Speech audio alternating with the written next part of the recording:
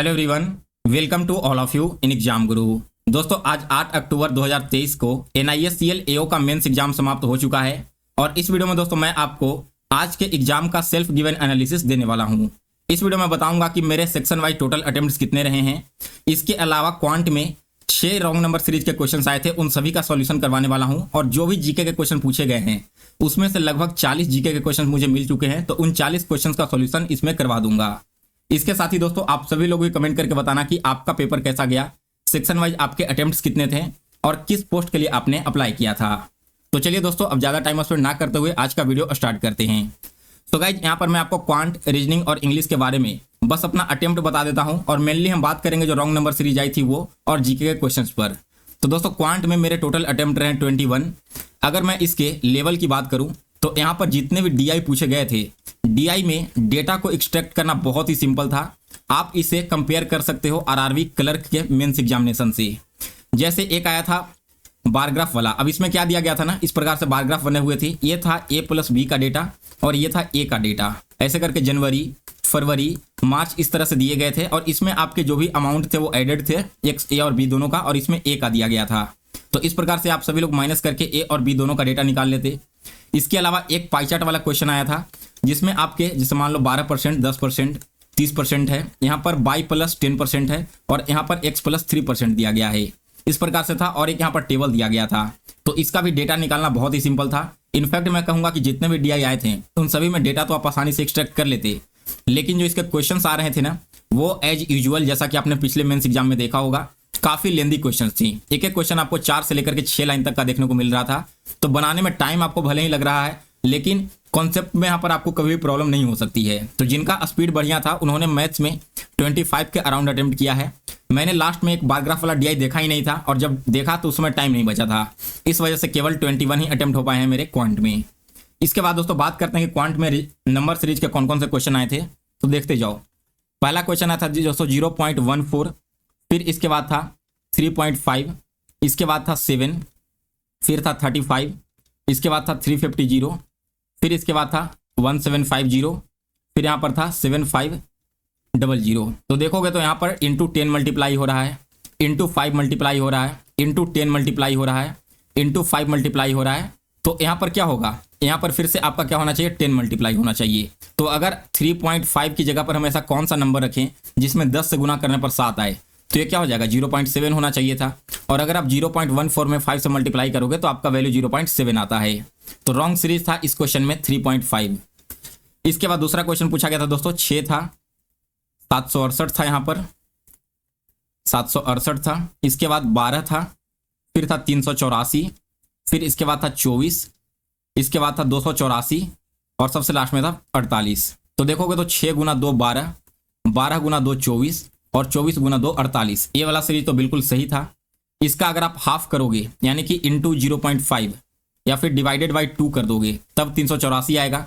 तो 384 में फिर से अगर आप 2 से डिवाइड करोगे तो 284 नहीं आएगा। तो इसलिए इस क्वेश्चन का राइट आंसर था 284। इसके बाद तीसरा नंबर सीरीज जो पूछा गया था वो था दोस्तों 72, 84.5, 100, 112.5, आफ्टर देन 128, 144.5 और फिर इसके बाद आया था 156। अब इसका भी रॉन्ग नंबर सीरीज आप सभी लोग कमेंट करके बता देना, मैं आपको केवल अब क्वेश्चन करवाते जाता हूं। चौथे नंबर पर क्या पूछा था, तो इसमें आया था 3, 6, 19, 55, 163, 487 और यहां पर था 11,459। पांचवा रॉन्ग नंबर सीरीज जो पूछा गया था वो था 2.5, 32, 74.5, 134, 212.5, 313 और इसके बाद था 444.5। और छठा नंबर सीरीज यहाँ पर पूछा गया था जो कि काफ़ी लेंदी था, इसे आप लोग देख लो, 10,219 लिखा गया था। इसके बाद था यहाँ पर 10,000, फिर था 10,346, इसके बाद था 9831, इसके बाद 10,563, फिर आया था 9,559 और सबसे लास्ट में था 10,894। तो दोस्तों ये टोटल आपके 6 रॉन्ग नंबर सीरीज के क्वेश्चन पूछे गए थे, जिनमें से 4 क्वेश्चन बिल्कुल डुएबल था, सभी लोगों ने सॉल्व किया होगा। 2 क्वेश्चन यहाँ पर मॉडरेट लेवल के आए थे। इसके अलावा दोस्तों 5 क्वेश्चन पूछे गए थे अप्रोक्सीमेशन के, जो कि बहुत ही ईजी था। ये भी आप क्लरिकल लेवल मानकर चल सकते हो। इसके अलावा बाकी के जो भी क्वेश्चन थे वो सारे के सारे क्वेश्चन थे अरिथमेटिक के, डाटा सफिशियंसी के और डाटा कंपेरिजन के। तो दोस्तों यहाँ पर अरिथमेटिक वगैरह मैंने बनाया नहीं, क्योंकि नंबर सीरीज, स्पीड मैथ्स और डीआई बनाते बनाते ही पूरा टाइम ओवर हो गया था। तो इस प्रकार से मेरे 21 अटेम्प्ट रहे क्वांट में। अब मैं बात करता हूँ रीजनिंग की। तो रीजनिंग में मेरे अटेम्प्ट रहे 26, जहां पर दोस्तों मैंने 2 पजल छोड़ा है और 4 क्वेश्चंस मैंने डाटा सफिशिएंसी के छोड़े थे, क्योंकि ये मुझे थोड़ा लेंदी लग रहा था। तब रीजनिंग में क्या क्या पूछा गया था, सबसे पहले तो यहाँ पर सिलॉक्स के लगभग 4 से 5 क्वेश्चन पूछे गए हैं। इसके अलावा इनइक्वालिटी के क्वेश्चन पूछे गए थे, जैसे देखते हो ना आप, एक्स वाई क्वेश्चन मार्क दे करके पी स्टार आर। अब आपको क्वेश्चन मार्क और स्टार की जगह पर कोई 2 ऐसे साइन रखने हैं जिससे कि कंक्लूजन आपका राइट हो जाए। तो इस प्रकार के जो लाइन वाले इनइक्वालिटी होते हैं ना, उसके 2 से 3 क्वेश्चन पूछे गए थे। बाकी इसके अलावा दोस्तों मैंने एक स्टैक वाला पजल बनाया है, जिसमें 8 स्टैक दिए गए थे। बहुत ही इजी लेवल का पजल लगा मुझे ये। इसके अलावा मैंने एक ईयर बेस्ड और मंथ बेस्ड पजल था, ये भी बनाया है। अब मैं पजल आपको बता दूं दोस्तों किस लेवल के आया था। जैसे मान लो मंथ और ईयर वाला है ना, तो स्टार्टिंग में ऐसे बोला गया कि जो पी है वो 31 डेज में इवन डेट पर बैठता है। अब आपने पी को तो बैठा दिया, फिर कह रहा है कि पी और ऑरेंज लाइक करने के बीच में 3 लोग बैठ रहे हैं, आपने इसे भी बैठा दिया। अब अगला टर्म यह आएगा कि ऑरेंज के ऊपर में वायलेट कलर को लाइक करने वाला इवन पोजीशन पर बैठ रहा है, जिस महीने में 30 डेज है। तो इस प्रकार से जितने भी आपके स्टेटमेंट दिए गए थे वो सारे के सारे एक दूसरे के साथ इंटरकनेक्टेड थे। आपको ज्यादा पॉसिबिलिटी भी बनाने की जरूरत नहीं पड़ रही थी और ना ही ज्यादा दिमाग लगाने की जरूरत पड़ रहा था। बस आप कंटिन्यू लिखते जाओ पॉसिबिलिटी को पढ़ करके, आपका पूरा पजल सोल्व हो जा रहा था। तो इस प्रकार से मेरे क्वांट यहाँ रीजनिंग में टोटल 26 अटेम्प्ट रहे हैं। इसके अलावा दोस्तों इंग्लिश का लेवल मुझे काफी इजी लगा। इंग्लिश में अटेम्प्ट रहे मेरे 46। अब इंग्लिश में आपके 2 आरसी पूछे गए थे, जिसमें से एक आरसी था इंश्योरेंस बेस्ड। इसमें आपके 3 क्वेश्चन पूछे गए थे वोकेबुलरी के, और दूसरा आरसी का मुझे स्टोरी याद नहीं आ रहा, लेकिन इसमें भी 2 से 3 क्वेश्चन आपके वोकैब के पूछे गए थे और बाकी सारे आपके स्टेटमेंट वाले क्वेश्चन थे। इसके अलावा दोस्तों वर्ड रीअरेंजमेंट का क्वेश्चन आया था इंग्लिश में। फिर इसके बाद आपका पारा जंबल आया था, जैसे एक सेंटेंस को 5 पार्ट में डिवाइड कर दिया जाता है, ऐसे ऐसे आपके लगभग 4 से 5 क्वेश्चन पूछे गए थे। तो दोस्तों इंग्लिश में मैंने आपको अपना अटेम्प्ट भी बता दिया। इन सभी के बारे में आपको डिटेल्स में नहीं बता पाऊंगा, क्योंकि क्वेश्चन इतने सारे थे कि बनाते बनाते पूरा टाइम निकल गया। बाद में क्वेश्चन को रिव्यू करने की मौका ही नहीं मिला। चलिए बात कर लेते हैं अब जीके की। तो दोस्तों जीके में क्या क्या क्वेश्चन पूछे गए थे, इसे आप सभी लोग मिलाते जाना। सबसे पहले आया था दोस्तों क्वेश्चन की जो मालाबार एक्सरसाइज है ना, उसमें इनमें से कौन सा देश हिस्सा नहीं लिया है। ऑप्शन में था फ्रांस, जापान, चाइना इत्यादि वगैरह, इस प्रकार से दिए गए थे कुछ ऑप्शंस। इसके बाद सेकंड क्वेश्चन जीके में पूछा गया था दोस्तों फेम से रिलेटेड। अब जिन लोगों ने कल आईबीपीएस क्लर्क का मेंस दिया होगा ना, आप सभी लोगों ने इस क्वेश्चन को तो जरूर बनाया होगा। कल आईबीपीएस क्लर्क मेंस में आया था कि जो फेम है वो किस ऑर्गेनाइजेशन या फिर किस इंडस्ट्री के अंतर्गत आता है, तो ये आता है दोस्तों हेवी व्हीकल्स के अंतर्गत। अब आज इससे रिलेटेड क्वेश्चन कुछ ऐसा पूछा गया था कि इस किससे रिलेटेड है, तो ये दोस्तों आपका रिलेटेड है रिन्यूएबल एनर्जी वाले व्हीकल्स से रिलेटेड। ये आपके ऑप्शन में दिया भी गया था। फिर इसके बाद आया था दोस्तों की कुछ स्टैंडर्ड इंडियन अथॉरिटी करके, ठीक है ना। तो इस क्वेश्चन का मैं आपको राइट आंसर बता देता हूं, BIS इस क्वेश्चन का बिल्कुल राइट आंसर होगा। इसके बाद आया था दोस्तों की इनमें से कौन जो कमीशन सही नहीं है, और ऑप्शंस में आपके थे block commission, district commission, zonal commission, state commission, national commission. Total 5 options आपके दिए गए थे। इनमें से बताना था कि कौन सा एक कमीशन सही नहीं है, बाकी सारे के सारे राइट हैं। फिर इसके बाद अगला क्वेश्चन आया था दोस्तों की जो 2018 में एशियन गेम्स हुआ था, हाल फिलहाल में एशियन गेम्स चल भी रहा है चाइना के हांगझू में, उससे रिलेटेड भी क्वेश्चन आया है, वो भी मैं आपको आगे करवाऊंगा। 2018 में जो एशियन गेम्स हुआ था, इसमें इंडिया ने मैक्सिमम जो मेडल है वो किस खेल में जीता है, ऐसा क्वेश्चन पूछा गया था। फिर आया था कि दोस्तों की 2023 में जो एशियन गेम्स चल रहा है चाइना के हांगझू में, तो इसका थीम क्या है, यहां पर आपसे थीम का नाम पूछ लिया गया था।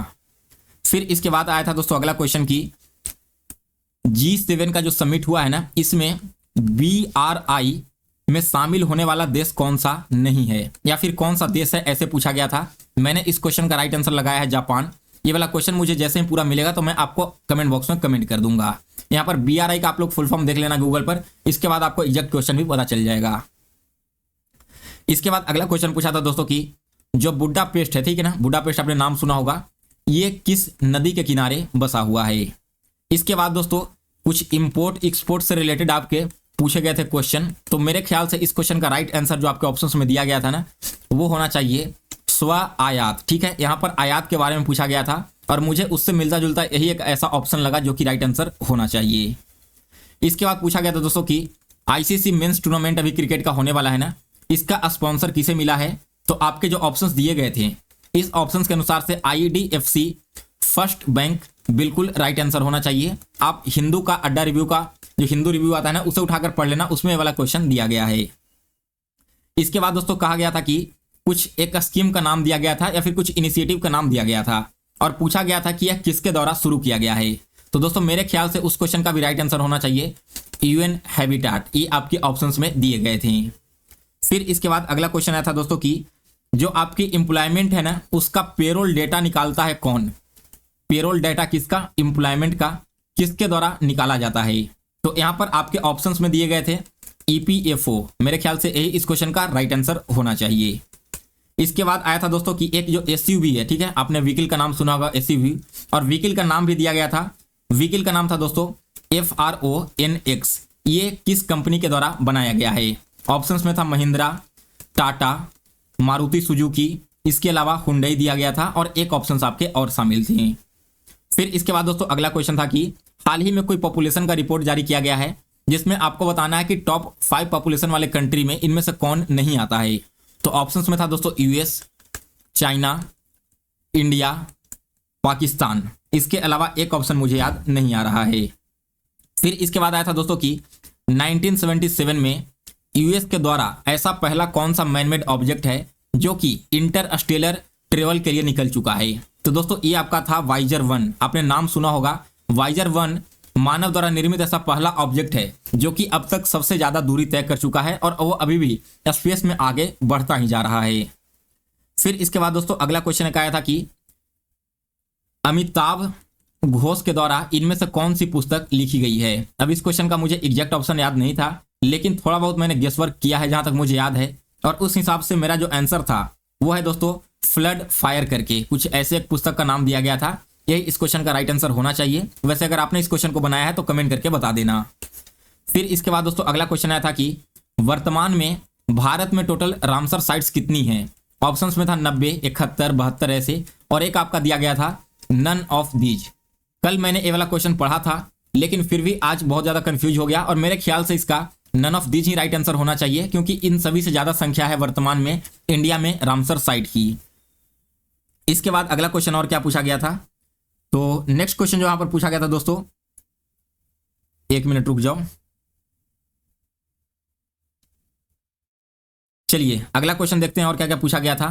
तो नेक्स्ट क्वेश्चन था दोस्तों यहां पर कि इनमें से कौन सी ब्रांड को या फिर कौन सी कंपनी को सबसे पहला क्या मिला है? यूनिकॉर्न मिला है 2023 में। ऑप्शंस में था जेप्टो, येलो, ऐसे करके कुछ कुछ ऑप्शंस आपके दिए गए थे।